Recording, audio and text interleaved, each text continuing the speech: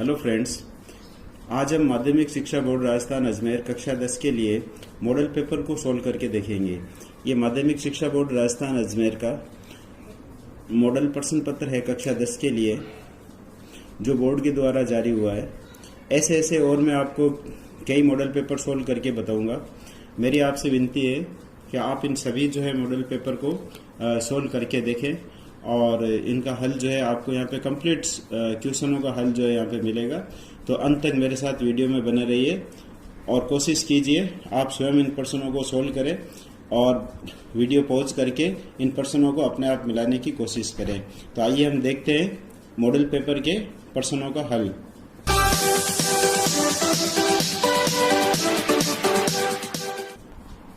आइए अब हम देखते हैं सेक्शन डी। सेक्शन डी में दो क्वेश्चन आते हैं जो 5-5 नंबर के होते हैं, अर्थात ये 5 नंबर का क्वेश्चन है।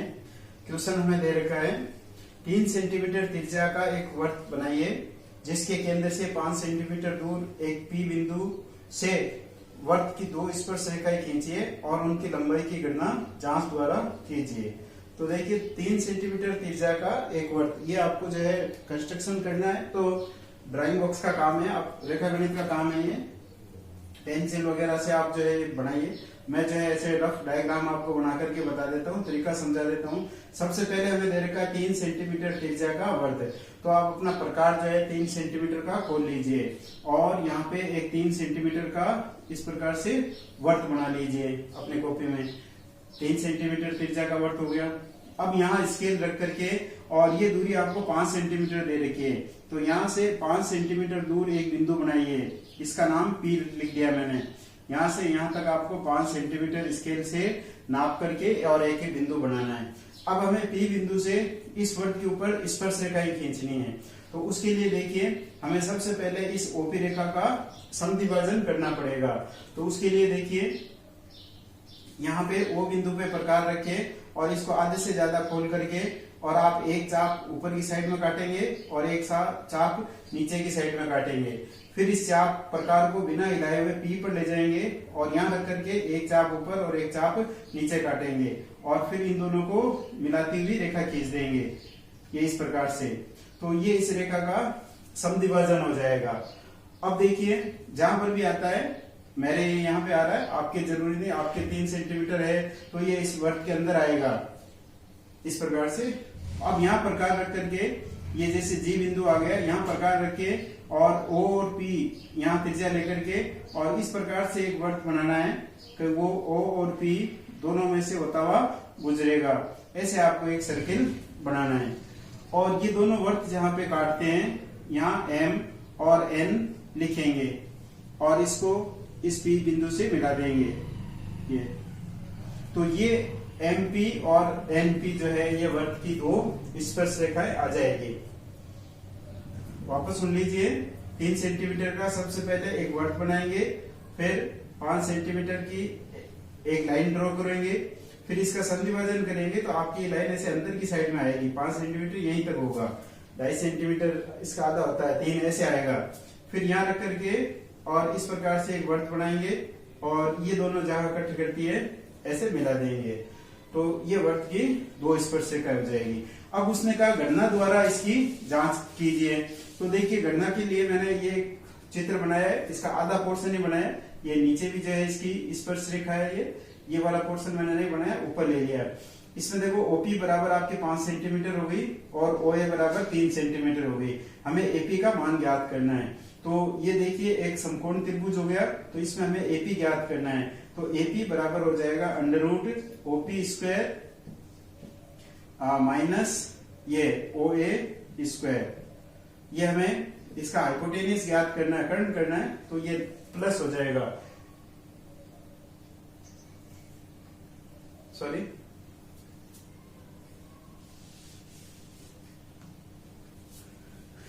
देखिए गणना के द्वारा हमें याद करना है। तो इसमें देखिए ये चित्र मैंने यहाँ पे बना लिया इसमें, और ये जो है आधी स्पर्श रेखा नीचे वाली नहीं दिखाई, केवल ऊपर वाला दिखा रहा हूं मैं पोर्शन आपको। और ये एक समकोण त्रिभुज बन गया। इसमें ओपी बराबर 5 सेंटीमीटर दिया हुआ है, ओए बराबर हमें 3 सेंटीमीटर दे रखा है और एपी हमें ज्ञात करना है। तो ये एक समकोण त्रिभुज बन गया, और समकोण त्रिभुज में ये एपी मतलब लंब हमें ज्ञात करना है।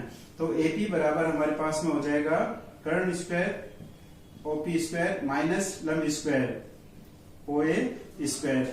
तो ये हो जाएगा ओपी स्क्वायर मतलब 5 का स्क्वायर माइनस 3 का स्क्वायर। 5 का स्क्वायर हो गया 25, 3 का स्क्वायर हो गया 9, 25 में से 9 घटा दिया तो 16, और 16 का वर्गमूल आ गया 4। तो एपी बराबर आ जाएगा 4। तो जब आप अपने उस चित्र के अंदर इस एपी को नाप करके देखेंगे तो ये दोनों आपके पास में जो स्पर्शरेखाएं हैं जिसको हमने एमपी और एनपी नाम दिया था, वो दोनों जो है 4 सेंटीमीटर आनी चाहिए। तो इस प्रकार से आप पूरे 5 नंबर प्राप्त कर सकते हैं। देखिए प्रश्न नंबर 24 का अथवा, इसमें हमें सीधे सीधे जो है 10 फॉर्मूले दे रखे हैं। अगर आपको इन चीजों के फॉर्मूले आते हैं तो आप इनको जो है करेक्ट फॉर्मूले को इसके सामने लिख दीजिए, इन्हें सुमेलित कीजिए, इन्हें मैच करना है आपको। तो आप चाहो तो इस प्रकार से देखिए मैंने बोर्ड पे बना रखा है, ऐसे आप जो है वापस लिख करके और अपनी कॉपी में बना सकते हो। वापस आपको जो है इसके सामने इसका सही लिखना है। जैसे पहले 1 नंबर पे है बेलन का आयतन, तो अब इसमें देखिए बेलन का आयतन अगर आपको याद है, बेलन का आयतन होता है पाई आर स्क्वायर एच। आई के अंदर हमें दे रखा है तो इसका हो जाएगा पाई आर स्क्वायर एच, ये आई के अंदर हमें दे रखा है। दूसरा है वर्त की परिधि, तो आप जानते हो वर्त की परिधि होती है 2 पाई आर, तो यहाँ पे हम लिख देंगे 2 पाई आर वर्त की परिधि। ये आपको दे रखी है ई के अंदर। घनाभ का विकर्ण, घनाभ का जो विकर्ण होता है वो होता है under root L square B square H square, मतलब बी के अंदर हमें दे रखा है under root L square plus B square plus H square, ये होता है। ठोस अर्धगोले का पृष्ठीय क्षेत्रफल, ठोस अर्धगोले का जो पृष्ठीय क्षेत्रफल होता है वो होता है 3 पाई आर स्क्वायर। देखिए 3 पाई आर स्क्वायर, ये हमें दे रखा है जी के अंदर। फिर देखिए घन का आयतन, घन का आयतन जो होता है वो होती है भुजा क्यूब, ये हमें दे रखा है एच के अंदर, ये भुजा क्यूब। फिर एक गोले का पृष्ठीय क्षेत्रफल, गोले का पृष्ठीय क्षेत्रफल होता है 4 pi r square, 4 pi r square, ये हमें देख रखा है, देखो 4 पाई आर स्क्वायर एफ के अंदर दे रखा है। फिर एक घनाभ का आयतन, तो घनाभ का आयतन आप जानते हो लंबाई इंटू चौड़ाई इंटू ऊंचाई, ये हमें डी में दे रखा है L into B into H. फिर ये 2 संकेंद्रीय वर्तों द्वारा परिबद्ध क्षेत्रफल, तो 2 वर्तों के द्वारा घिरा हुआ भाग, ये हमें लास्ट में दे रखा है जे के अंदर दे रखा है पाई R1 square minus R2 square. और फिर हमें दे रखा है गोले का आयतन, गोले का आयतन आप जानते हो 4/3 पाई आर क्यूब, ये हमें दे रखा है देखिए 4/3 पाई आर क्यूब सी में दे रखा है। और लास्ट है बेलन का वक्र पृष्ठ, बेलन का वक्र पृष्ठ आप जानते हो 2 पाई आर एच, ये, और ये हमें दे रखा है ए के अंदर। तो इस प्रकार से देखिए ये हमने मैच कर दिए यहाँ पे।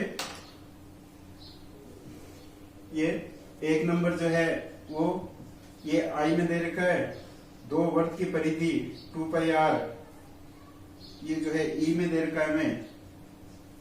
और 3 नंबर जो है घनाभ का विकर्ण, ये बी में दे रखा है हमें। और 3 पाई आर स्क्वायर जो है वो जी के अंदर दे रखा है। ए क्यूब जो है वो एच में दे रखा है हमें। 4 पाई आर स्क्वायर जो है एफ में दे रखा है।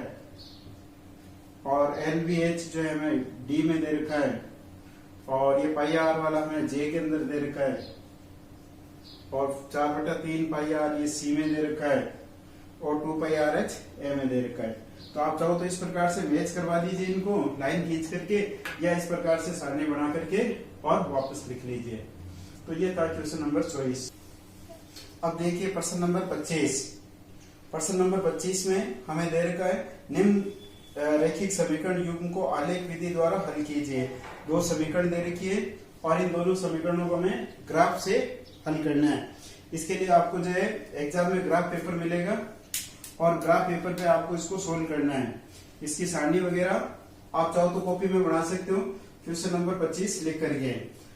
तो सबसे पहले देखिए हमें इसकी एक सारणी ड्रॉ करनी है, पॉइंट निकालने हैं हमें। तो एक बिल्कुल ही जो है शॉर्टकट विधि बता देता हूं मैं आपको। x + 3y = 6, ये हमें दे रखा है तो इसमें देखिए इस प्रकार से हम एक सारणी बना लेते हैं एक्स और वाई, और कम से कम जो है 2 मान हमें निकालने चाहिए। तो कम से कम जो है 2 मान निकाल लेता हूं मैं यहाँ पे, और अधिकतम आप चाहे जितने निकाल सकते हो। तो इस समीकरण में देखिए सबसे पहले मैं x का मान 0 रख देता हूँ। तो जब हम x को 0 रखेंगे तो हमें यहाँ पे 3y बराबर 6 ये मिल जाएगा, और y बराबर 2 हो गया, 6/3 2 हो गया। तो y का मान मैंने यहाँ पे लिख लिया 2। अब दूसरी बात देखो, मैं y को 0 कर देता हूँ। जब हम y वाले पोर्शन को 0 करेंगे तो हमें यहाँ मिल जाएगा सीधा x बराबर 6। तो ये मैंने यहाँ पे लिख लिया 6 और 0। तो इस प्रकार से मेरे को कम से कम जो है ये 2 पॉइंट प्राप्त हो गए। इसी प्रकार से देखिए ये जो दूसरी सारणी है, दूसरी जो समीकरण है, इसमें भी हम देखो x बराबर 0 पुट कर लेंगे।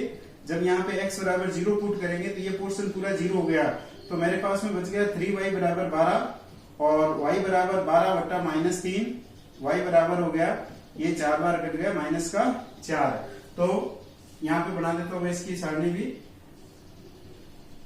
x और y, ये x का मान 0 रखा हमने तो y का मान -4 प्राप्त हो गया, ये लिख लिया -4। अब देखिए अगर मैं y का मान 0 रखता हूं इसके अंदर तो ये y वाला पोर्शन 0 हो जाएगा, और हमें यहाँ से मिल जाएगा 2x बराबर 12, ये 3y और माइनस ये सारा जो है 0 हो गया, 2x बराबर 12। तो x बराबर हो गया 12/2 मतलब 6। तो ये हो गया हमारे पास में 6 और 0। तो इस प्रकार से हमने ये एक सारणी प्राप्त कर ली, दोनों की एक एक सारणी बना ली, कम से कम 2 मान लेकर के। आप चाहो तो इस प्रकार से ज्यादा मान भी निकाल सकते हो। अब देखिए हमें इसका ग्राफ जो है ड्रॉ करना है। तो देखिए एग्जाम के अंदर आपको जो ग्राफ पेपर मिलेगा, सबसे पहले आप उस ग्राफ पेपर के इस प्रकार से जो है 4 भाग कर दीजिए। आपको जो एग्जाम में ग्राफ पेपर मिलेगा, कुछ इस प्रकार का ग्राफ पेपर मिलेगा, ये पेज आपको। तो सबसे पहले आप यहाँ बीच में ऐसे लाइन खींच करके और इसके 4 भाग कर लीजिए।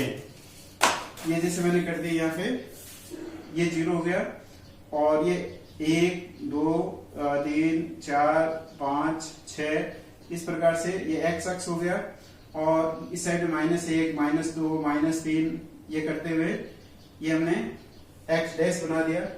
ऊपर इसी प्रकार से y पर हमें 1 2 3 4 ये y अक्ष हो गया, और y में देखो -1 -2 -3 -4 -5 इस प्रकार से ये y डैश हो गया। तो ये हमारे पास में चारों तरफ मैंने जो है इसके मान लिख दिए। अब देखिए ये बिंदु बनाना है मेरे को। तो पहला जो बिंदु है वो हमें दे रखा है 0 2, x का मान 0 y का मान 2। तो देखिए x का मान 0 तो ये रहा, और y का मान 2 ये रहा। तो ये बिंदु इसी रेखा के ऊपर आ जाएगा। ये इस प्रकार से बिंदु बना के आप एक घोड़ा बढ़ा दीजिए। फिर देखिए दूसरा पॉइंट है हमारे पास में 6 और 0, मतलब x का मान 6, तो x का मान 6 ये रहा, और y का 0 मतलब इसी लाइन पर आ गया, तो ये आ गया 6 और 0। तो ये हमें 2 बिंदु प्राप्त हो गए। अब देखिए इन दोनों बिंदुओं को आप इस प्रकार से मिलाती हुई एक रेखा खींच देंगे, रेखा थोड़ी लंबी खींच देंगे। तो ये जो लाइन है ये x + 3y बराबर 6 की लाइन है, इसके ऊपर यहाँ पे ये लिख दीजिए। अब देखिए दूसरा ग्राफ बनाते हैं। इसी ग्राफ पे बनाना है 0 और -4, x का मान 0 ये रहा, y का -4 ये रहा, y का -4 इस जगह आ गया, और ये 6 और 0 वापस वही पॉइंट आ गया, ये 6 और 0 ये। अर्थात इन दोनों को मिलाते हुए अब हम एक रेखा खींच देंगे इस प्रकार से ये। तो ये जो लाइन आई ये मेरे पास 2x - 3y बराबर 12 की लाइन आ गई। तो ये इस प्रकार से हम ग्राफ ड्रॉ कर देंगे। इसमें यदि और कोई क्वेश्चन पूछता है तो आप उसके जवाब दे देंगे, अदरवाइज जो है। अब देखिए एक काम आपको और करना है, इसका पैमाना लिखना है। जहां पर भी ग्राफ पे आपको जगह मिले यहाँ पे इसका जो है पैमाना स्केल लिखनी है आपको। तो पैमाना हम इस प्रकार से लिख देंगे, x अक्ष पर 1 सेंटीमीटर बराबर 1 इकाई, और y अक्ष पर 1 सेंटीमीटर बराबर 1 इकाई, ये लिख दिया आपने। और एक जो है लास्ट में इसका आंसर लिख दीजिए, जहां पे दोनों रेखाएं कट कर रही है इस जगह इसका मान कितना है। तो ये 6 और 0 पर कर रहा है, मतलब x का मान 6 है यहाँ पे, x बराबर 6 और y बराबर 0। तो ये इसका आंसर आ गया।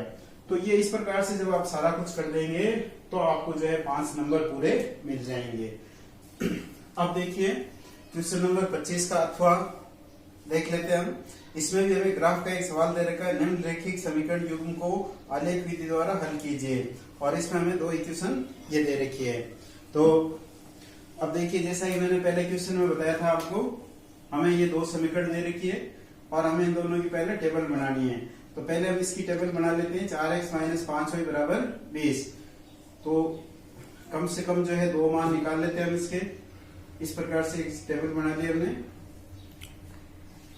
इसमें x का मान 0 रख देंगे। तो देखिए जब x के मान को हम 0 लिखेंगे तो ये पोर्शन पूरा 0 हो जाएगा और मेरे पास में बच जाएगा माइनस 5y बराबर 20।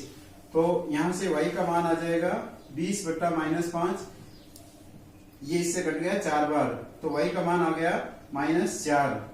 यहाँ पे लिख देता हूं मैं। और अगली बार हम y के मान को 0 कर देंगे। जब y के मान को 0 करेंगे तो ये पोर्शन पूरा 0 हो जाएगा और ये बच जाएगा मेरे पास में 4x बराबर 20, और यहाँ से x बराबर मिल जाएगा 20 बटा 4, अर्थात x बराबर 5। तो x का मान आ गया 5। तो इस प्रकार से ये इसकी सारणी बन गई। इसी प्रकार से ये जो दूसरे वाला ग्राफ दे रखा है, दूसरी जो सारणी दे रखी है हमें, देखिए ये जो दूसरी समीकरण दे रखी है, इसमें भी हम x का मान 0 रखेंगे यहाँ पे। तो जब x का मान 0 रखेंगे तो ये बच जाएगा हमारे पास में 5y बराबर 15 और y बराबर हो जाएगा 15 बटा 5, ये इससे कट गया 3 बार, तो y का मान आ गया 3। और जब हम y को 0 लिखेंगे तो ये पोर्शन 0 हो जाएगा, 3x बराबर 15 बचेगा और x बराबर हो जाएगा 5। तो ये आ गया हमारे पास में इस प्रकार से। ये हमारे पास में 2 सारणी आ गई। अब इसका जब हम ग्राफ बनाएंगे, जैसा कि हमने पिछली बार आपको बताया था, इस प्रकार से उस ग्राफ के आपको 4 भाग करने, बीच में आपको 2 लाइन खींच देनी है। ये आपके 0 हो गया और x अक्ष पर देखिए हमें मैक्सिमम मान 5 है, तो 1 2 3 4 और 5, -1 -2 -3, माइनस की वैल्यू है नहीं मेरे पास x में, तो इसलिए यहां तक बहुत है। ये x हो गया, x डैश हो गया। y देखिए हमारे पास में मैक्सिमम जो है 3 है ऊपर, ये तो 1 2 और 3 ले लेता हूं मैं, और नीचे y का मान -1 -2 -3 और -4, ये y डैश हो गया इस प्रकार से। अब देखिए 0 और -4, तो x का मान 0 और y का -4, ये रहा -4, तो इसी रेखा के ऊपर आ जाएगा ये 0 और -4। फिर ये 5 और 0, x का मान 5 ये रहा और y 0 इसी लाइन पे आ जाएगा, तो ये आ गया 5 और 0। अब देखिए इन दोनों को जो है आप इस प्रकार से स्केल के द्वारा मिला दीजिए। इसको मिलाते हुए एक रेखा खींच देंगे। तो ये जो है इस 4x माइनस 5y